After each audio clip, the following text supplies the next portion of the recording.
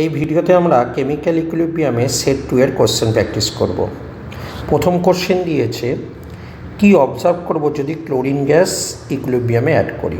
তাহলে যখন chlorine add করছি, ক্লোরিন যেখানে আছে সেইখানে অ্যাড হবে, ফলে ক্লোরিনের কনসেন্ট্রেশন বাড়বে এবং লা সাতেলিয়ারে প্রিন্সিপাল ফলো করে যেদিকে কনসেন্ট্রেশন বেশি হয় সেই দিক থেকে উল্টো দিকে রিয়াকশান যাবে, অর্থাৎ রিয়াকশানটা রাইট থেকে লেফটের দিকে শিফট করবে, মানে বলবো equilibrium will shift right to left. Next কোশ্চেনে আসছি, বলেছে এই রিয়াকশানে কেপি আর কেএক্সের মধ্যে রিলেশান করো। তো আমরা জানি কি কেপি সমান সমান কেসি আর টি ডেল্টা এন, আবার কেপি সমান সমান কেএক্স পি ডেল্টা এন। তো দুটোকে যদি ইকুয়েট করে দাও তাহলে দাঁড়াচ্ছে কি কেসি আর টি ডেল্টা এন, কারণ দুটোই হলো KP, KX P delta N. তাহলে আমরা কেসি সমান সমান বলতে পারি KX P by R T delta N, right. এখন আমরা যে ইকুয়েশনটা নিয়েছি এখানে ডেল্টা এন কত, ডেল্টা এন হলো প্রোডাক্ট মানে 2 মাইনাস রিয়াক্ট্যান্ট 2 আর 1, 2 প্লাস 1, তাহলে ভ্যালুটা আসছে -1। তাহলে বলবো কেসি সমান সমান কেএক্স পি বাই আর টি, ওপরে হবে -1, রাইট। নেক্সট কোশ্চেনে আসছে, বলেছে এই রিয়াকশানে কেপি এবং আলফার মধ্যে রিলেশানটা কি। তাহলে এটা আমি নিচে ভালো করে করছি।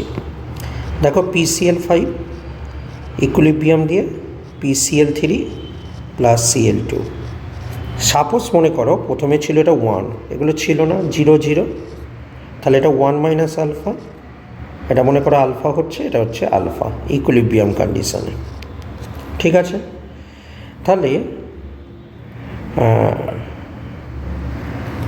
আমাকে কি বলেছে, কার কার রিলেশান বলেছে কোশ্চেনে বলেছে কেপি আর কেএক্সের মধ্যে রিলেশানটা কি, ঠিক আছে। তাহলে আমরা কি জানি, কেপি সমান সমান কেএক্স পি ডেল্টা এন। এখানে ডেল্টা এনটা কত হচ্ছে, প্রোডাক্ট মাইনাস রিয়াক্ট্যান্ট করলে 1 পাবো, তাহলে কেএক্স পি ওপরে হচ্ছে 1। তার মানে আচ্ছা টোটাল মোল কত হচ্ছে, টোটাল মোলটা বার করে নিই, 1 মাইনাস আলফা, আলফা আর আলফা, তাহলে টোটাল হচ্ছে 1 মাইনাস আলফা, আলফা আর আলফা, কাটাকুটি হচ্ছে 1 প্লাস আলফা। তাহলে কেএক্স আগে প্রোডাক্ট কত হবে, PCl3 Cl2 আর রিয়াক্ট্যান্ট হলো PCl5 p⁻1, ওকে। তাহলে PCl3-র মোল কত আছে বলো, মোল আছে alpha divided by 1 plus alpha. ক্লোরিনের মোল ফ্র্যাকশান, তার মানে তার mole alpha divided by 1 plus alpha. আর নিচে PCl5-এর ভ্যালু কত, 1 minus alpha divided by 1 plus alpha p⁻1, right, KP. তাহলে দেখো 1 প্লাস আলফা কেটে যাচ্ছে, তার মানে কেপি সমান সমান দাঁড়াচ্ছে আলফা স্কোয়ার, নিচে হচ্ছে 1 plus alpha into 1 minus alpha p⁻1।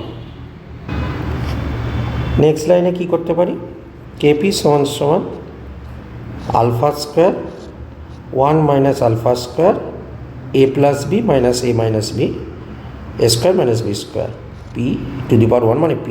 এইটাই হলো কেপি এবং আলফার মধ্যে রিলেশান, ওকে। পরে কোশ্চেনে আসছে, পরে কোশ্চেন বলেছে how do prove chemical equilibrium is dynamic in nature. আমাদের যে কেমিক্যাল ইকুইলিব্রিয়াম আছে সেই কেমিক্যাল ইকুইলিব্রিয়াম ডাইনামিক কী করে প্রমাণ করব। তাহলে মনে করো আমরা প্রথমে একটা সিলিন্ডারের মধ্যে ক্যালসিয়াম কার্বনেট নিয়েছি 12 আইসোটোপে, তাহলে এটা ক্যালসিয়াম অক্সাইড এবং কার্বন ডাইঅক্সাইড হয়েছে, এবং এটা একটা ক্লোজ কন্টেনারে করেছি, ফলে ইকুইলিব্রিয়ামে এসছে, তাহলে এটাও 12 আইসোটোপের এসছে। এবার আমি কি করলাম, বাইরে থেকে কার্বন ডাইঅক্সাইড অ্যাড করলাম 14 আইসোটোপে, তো যখন এখানে চলে এলো 14 আইসোটোপে, তখন ক্যালসিয়াম অক্সাইড এটার সঙ্গে জোড়া লেগে ক্যালসিয়াম কার্বনেট তৈরি করলেও 12 আইসোটোপে এটা তৈরি হবে। কিন্তু তার সঙ্গে কি হবে, এই যে 14 আইসোটোপের সঙ্গেও ক্যালসিয়াম অক্সাইড জোড়া লেগে ক্যালসিয়াম কার্বনেট তৈরি করবে 14 আইসোটোপের।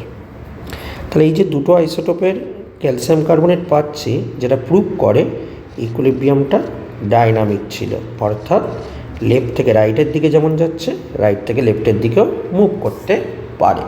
ঠিক আছে, পরের কোশ্চেনটা এসছে। পরের কোশ্চেনটা বলেছে কেপির ভ্যালু বলেছে কেসি কত। তাহলে কী হয়, কেপি সমান সমান কী হয়, কেসি আরটি ডেল্টা এন। ঠিক আছে, কেপির ভ্যালু কত বলেছে 1.6, তার মানে কেপির জায়গাটা 1.6 করব।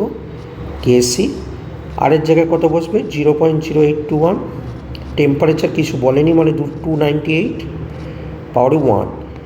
ডেল্টা এন কত হচ্ছে, প্রোডাক্ট কত হচ্ছে 2 মাইনাস রিয়াক্ট্যান্ট হলো 1, মানে 1। ক্যালকুলেটার এখান থেকে চটপট দেখি কেসিটা ক্যালকুলেট করে নাও দেখি। ঠিক আছে, পরের কোশ্চেনটা বলেছে, দেখো একটা টুইস্ট আছে পরের কোশ্চেনটা। বলেছে কনসেন্ট্রেশন অফ ক্লোরিনের যখন 0.1 তখন কেসি হলো 0.6। বলেছে ক্লোরিনের কনসেন্ট্রেশন 0.3 হলে কেসি ভ্যালুটা কত। দেখো টেম্পারেচার 25 ডিগ্রি বলে দিয়েছে। মনে রাখবে ইকুইলিব্রিয়াম কনস্ট্যান্ট কার উপর ডিপেন্ড করলে, শুধুমাত্র ডিপেন্ড করে only depends on temperature change করলে ইকুইলিব্রিয়াম কনস্ট্যান্ট চেঞ্জ হয়। কিন্তু এখানে দেখো টেম্পারেচারটা 25 ডিগ্রি দেওয়া আছে, তার মানে টেম্পারেচার ফিক্সড, আর টেম্পারেচার ফিক্সড মানে ইকুইলিব্রিয়াম কনস্ট্যান্টও ফিক্সড থাকবে, তার মানে অ্যান্সার 1.6ই হবে। ক্লিয়ার? তো এই ছিল আমাদের সেট 2 এর কোশ্চেন। পরবর্তী ভিডিওতে সেট 3 আলোচনা করব।